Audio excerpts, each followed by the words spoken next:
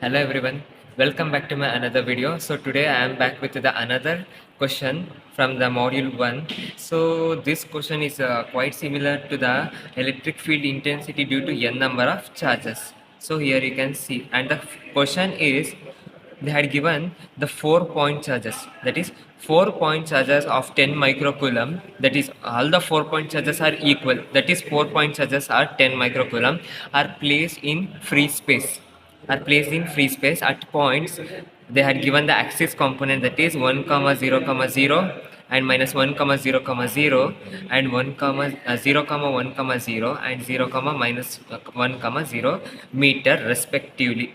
So determine the force on a point charge of 30 microcoulomb located at point 0 comma 0 comma 1. So we have to find the force on a charge that is located 30 microcoulomb at a point 0 comma 0 comma 1. So by writing the diagram it will be easily explained. So I'm gonna write the diagram. It left to you in exam purpose, you can write directly, or if writing the diagram it will make you easy to write the problem. So here they have given the charge where we have to find, that is 30 microcoulomb, that is Q is equal to 30 into 10 to the power of minus 6 coulomb at the point M. Here we have to find the force, F is equal to, and they had also given the axis component for this is 0 comma 0 comma 1. So I'm going to consider the 4-point charges, that is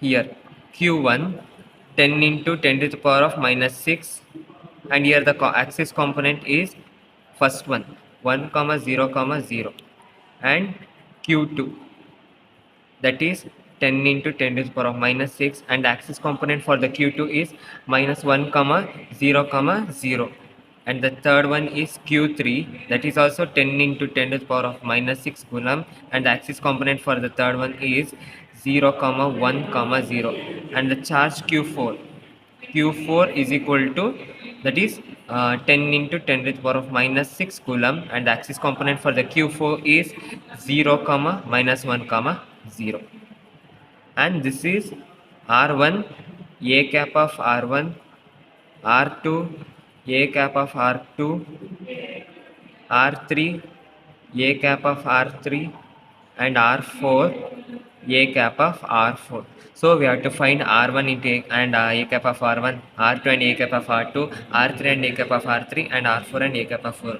so ನಾವು ಇದೆಲ್ಲ ಹೆಂಗೆ ಬರ್ಸ್ಬೇಕು, ಹೆಂಗೆ find out ಮಾಡಬೇಕಂದ್ರೆ, so ಅವ್ರು ಕೇಳ್ತಾ ಇರೋದು force ಇಲ್ಲಿ ಕಂಡಿಡೀರಿ ಅಂತ. So find the force on the charge 3 into 10 to the 30 microcoulomb. So we have to find the force on the 30 microcoulomb charge.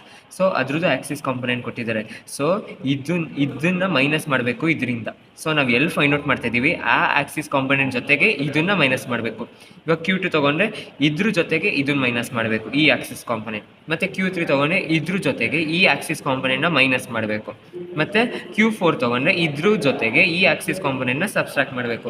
So ಅವಾಗ ಸಬ್ಸ್ಟ್ರಾಕ್ಟ್ ಮಾಡಿದ್ರೆ ನಮಗೆ R1, R2, R3 ಆ್ಯಂಡ್ R4ನ ನಾವು ಕಂಡುಹಿಡಿಬೋದು. So F1 is equal to Q into Q1. So ಇದು Q1 whole divided by 4 pi epsilon naught into magnitude of R1 square into a cap of R1 ಅಲ್ವಾ. ಇದಕ್ಕೆ ನಮಗೆ Q charge ಗೊತ್ತು, ಅಂದರೆ 30 into 10 to the power of minus 6 into 10 into 10 to the power of minus 6 whole divided by 4 pi epsilon naught the value 111.20 into 10 to the power of minus 12 into, so 4 pi epsilon naught the value 111.20 into 10 to the power of minus 12 ಮತ್ತೆ magnitude of R12 square into a cap of 12 ಅಲ್ವಾ. ಇವಾಗ ನಾವೇನು ಮಾಡಬೇಕು, ಇದನ್ನು ಕಂಡುಹಿಡಿಬೇಕು, ಅಂದರೆ magnitude of R12 ಮತ್ತು a cap of 12. So ಇಲ್ಲಿ ನೋಡಿ ನಾನು ಏನು ತೊಗೋತಾ ಇದ್ದೀನಿ, 0 comma 0 comma 1, ಅಂದರೆ ಇದು ಮೈನಸ್ ಇದನ್ನು ತೊಗೋಬೇಕು, ಅಂದರೆ Q1 ಅಲ್ವಾ. 1 comma 0 comma 0 ಇವ್ರದ್ದು ಏನಾಗುತ್ತೆ, 0 minus 1 minus 1 ಬರುತ್ತೆ, ಅಂದರೆ minus a cap of x ಆಯಿತಾ. Next plus 0 minus 0 a cap of y ಆಯಿತಾ, ಪ್ಲಸ್ 1 minus 0 1 ಅಂದರೆ a cap of z. So 0 ಇದು ಕ್ಯಾನ್ಸಲ್ ಆಗುತ್ತೆ. Now we are going obtain minus a cap of x plus a cap of z, that is R12. ಇದು vector R12. Magnitude of R12 ಅಂದರೆ we have to take the magnitude of this, that is 1 - 1 whole square plus 1 square ಅಂದರೆ ಏನಾಗುತ್ತೆ, 1 square ಅಂದರೆ 1 + 1 ಅಂದರೆ square root 2 ಆಗುತ್ತೆ, square root 2 ಅಲ್ವಾ. ಇದು magnitude of R12 ಅಥವಾ R1 ಅಂತ ತಗೊಳ್ಳಿ. R1, the magnitude of R1 is √2. Next ಏನು ಮಾಡಬೇಕು, ಎ ಕ್ಯಾಪ್ ಆಫ್ 1 ಕಂಡುಹಿಡಿಬೇಕು. ಅಂದರೆ R vector, so a cap of 1 ಅಂದರೆ R vector divided by magnitude of R vector. So R vector ಅಂದರೆ ನಮ್ಗೆ ಏನು ಸಿಕ್ಕಿದೆ, minus a cap of x plus a cap of z. So we have to write this one, a cap of x plus a cap of z. Magnitude of this ಅಂದರೆ √2. So ಇದನ್ನು ಇಲ್ಲಿ substitute ಮಾಡಿ. So ಇವಾಗ ನಾವೇನು ಮಾಡಬೇಕು, ಇದನ್ನು substitute ಮಾಡಬೇಕು. ಅಂದರೆ 30 × 10⁻⁻6 ಇಂಟು 10 × 10⁻⁻6 ಆಯಿತಾ. ನೆಕ್ಸ್ಟು 111.20 × 10⁻12 ಮತ್ತು R1 ಸ್ಕ್ವೇರ್ ಇದೆ. ಅಂದರೆ R1 square magnitude of R1 ಅಂದರೆ ನಮಗೆ √2 ಸಿಕ್ಕಿದೆ. ಇದು ಸ್ಕ್ವೇರ್ ಮಾಡಿದ್ರೆ ಏನಾಗುತ್ತೆ, √2 ಸ್ಕ್ವೇರ್ ಮಾಡಿ ಸ್ಕ್ವೇರ್ ರೂಟ್ ಕ್ಯಾನ್ಸಲ್ ಆಗುತ್ತೆ. ಅದನ್ನು ನಾನು ಇಲ್ಲಿ 2 ಅಂತ ಬರ್ಕೊಂಡಿದ್ದೀನಿ. ಇಂಟು ಎ ಕ್ಯಾಪ್ ಆಫ್ 1 ಅಂದ್ರೇನು, minus a cap of x plus a cap of Z hole divided by √2. First ಇದನ್ನು ನಾವು ಸಾಲ್ವ್ ಮಾಡ್ಕೋಬೇಕು. ಇವಾಗ ಏನಾಗುತ್ತೆ, F1. ಸೊ ಇದು F1 ಅಂತ ಅಂದ್ಕೊಳ್ಳಿ. Next F1 is equal to 30 × 10 ಅಂದರೆ 30 × 10 ಮಾಡ್ಕೋತೀರಾ ಫಸ್ಟ್, ಅದು 300 ಬರುತ್ತೆ. 300 ಇಂಟು 10⁻⁻6 ಅಂದರೆ ಅಡಿಷನ್ ಆಗುತ್ತೆ, ಯಾಕಂದರೆ ಬೇಸ್ ಸೇಮ್ ಇದೆ. ನೆಕ್ಸ್ಟ್ ಅದನ್ನು -12 ಅಂತ ಬರ್ಕೋತೀರಿ ಅಲ್ವಾ. ಬರ್ಕೊಂಡಾದ್ಮೇಲೆ ಏನಾಗುತ್ತೆ, ನೆಕ್ಸ್ಟು ಇಲ್ಲಿ minus a cap of x plus a cap of Z hole divided by, ಇವಾಗ ಡಿನಾಮಿನೇಟರ್ನ ಮಲ್ಟಿಪ್ಲೈ ಮಾಡ್ಕೊಳ್ಳಿ. That is 111.20 into 2 into √2, 111.20 into 2 into √2. So ನಮಗೆ 314 ಸಮಥಿಂಗ್ ಬಂದಿದೆ ಅಲ್ವಾ. 314.52 ಇಂಟು ಇಲ್ಲಿ 10⁻⁻12 ಇದೆ, ಬಾಕಿ 10⁻⁻12. ಸೊ ಈ 10⁻⁻12 10⁻⁻12 ಕ್ಯಾನ್ಸಲ್ ಮಾಡ್ಕೋಬೋದು. Next F1 is equal to 300 into minus a cap of x plus a cap.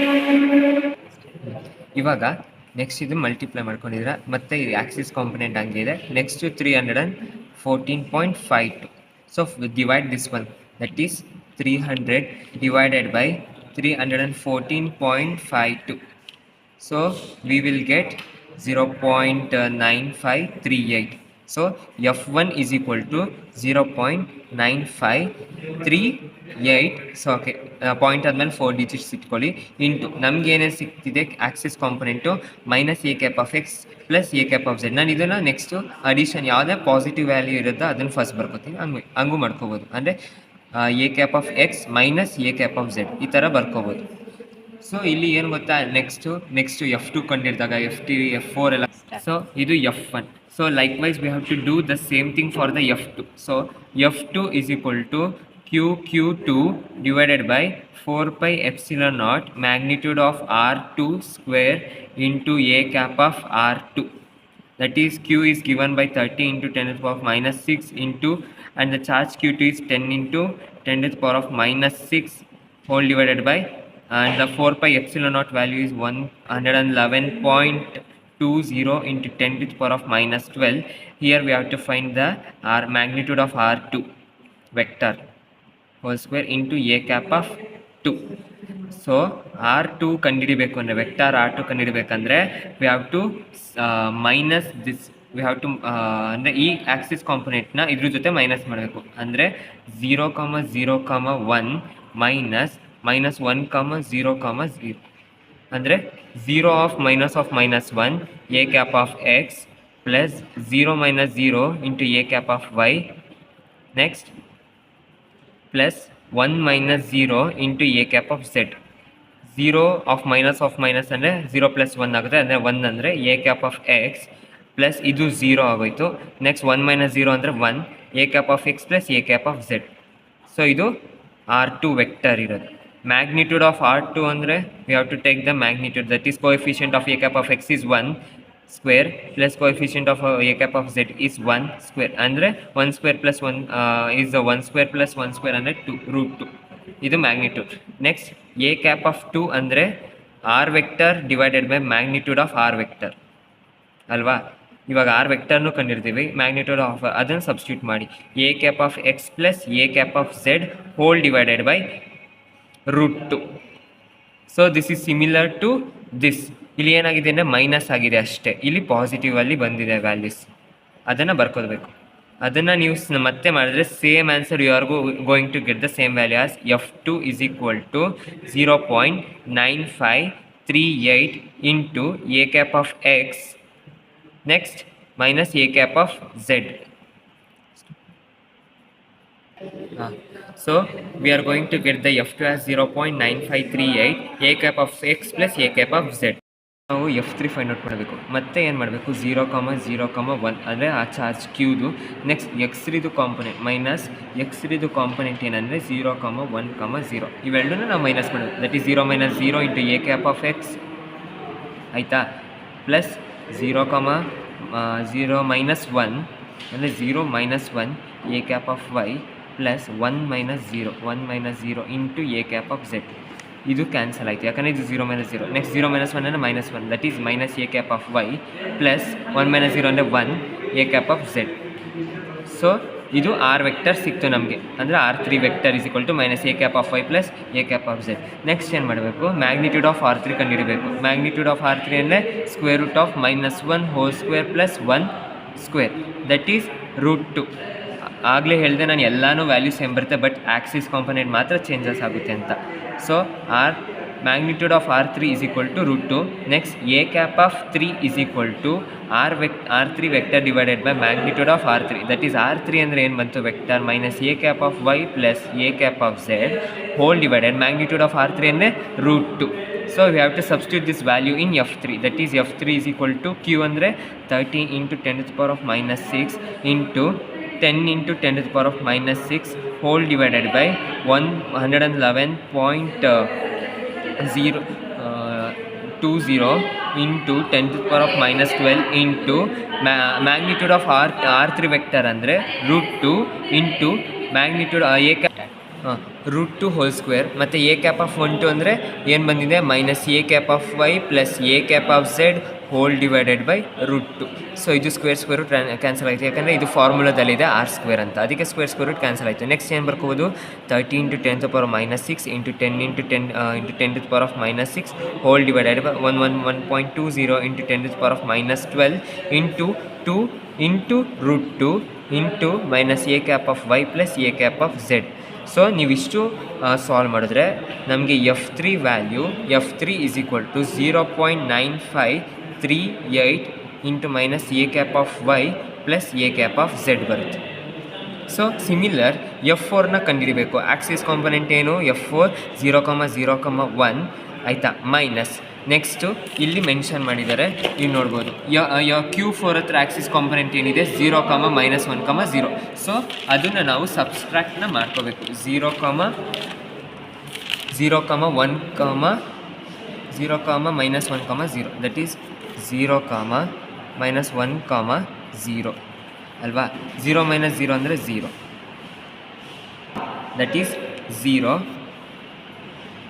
a cap of x 0 minus of -1 into a cap of y plus 1 - 0 into a cap of z ಇದು 0 ಆಗುತ್ತೆ. Next 0 ಅಂದರೆ 0 minus of -1 ಅಂದರೆ +1 ಆಗುತ್ತೆ that is a cap of y plus 1 - 0 ಅಂದರೆ a cap of z. ಇದು ಬಂತು ನಮಗೆ. Next ಇದು r4 vector, this is called as r4 vector is equal to a cap of y plus a cap of z. Magnitude of r4 ಅಂದರೆ we have to take the coefficients of this that is 1 square plus 1 square is equal to root 2. So substitute these values that is f4 is equal to 30 into 10⁻⁻6 into 10 into 10⁻⁻6 whole divided by 111.20 into 10⁻12. Here magnitude of r4 is root 2 whole square into a cap of this one is a cap of y plus a cap of z whole divided by root 2. Square root will get cancelled and at last 30 into 10⁻⁻6 into 10 into 10⁻⁻6 whole divided by 111.20 into 10 to the power of minus 12 into 2 into root 2 into a cap of y plus a cap of z. So ಇದು F4ನ ನೀವು calculate ಮಾಡಿದ್ರೆ F4 is equal to 0.9538 into a cap of y plus a cap of z. So next ಏನು ಮಾಡಬೇಕು, total F total is equal to F1 plus F2 plus F3 plus F4 ಇಷ್ಟನ್ನು ಬರಿಬೇಕು. So F total is equal to ನಮಗೆ F1 ಏನಂತ ಬಂದಿತ್ತು 0.9538 into minus a cap of x plus a cap of z plus F2 ಅಂದರೆ 0.9538 into a cap of x plus a cap of z plus F3 0.9538 into minus a cap of y plus a cap of z and F4 is 0.9538 into a cap of y plus a cap of z. So ಇಲ್ಲಿ ನೋಡಿ minus a cap of x plus a cap of x will get cancelled, minus a cap of y and plus a cap of y it will be get cancelled, and at last remaining is a cap of z, a cap of z, a cap of z and a cap of z. ಇಲ್ಲಿ 4 times of a cap of z ಇದೆ. ಅದನ್ನು ಏನು ಮಾಡಬೇಕು, 0.9538 into 4 a cap of z ಅಲ್ವಾ, 4 into a cap of z ಇದನ್ನು ನೀವು ಮಾಡಬೇಕು. So F total is equal to, let us try, 0.9538 into 4 times of a cap of z. So the FT will be 3. You can see the answer 3.8152. You have to write 3.8152 into a cap of z component. So this is the final answer. First you have to find the force F1, force F2, force F3 and force F4, and the answer will be the same but the axis component will be different. So make sure that one. Okay, thank you for watching.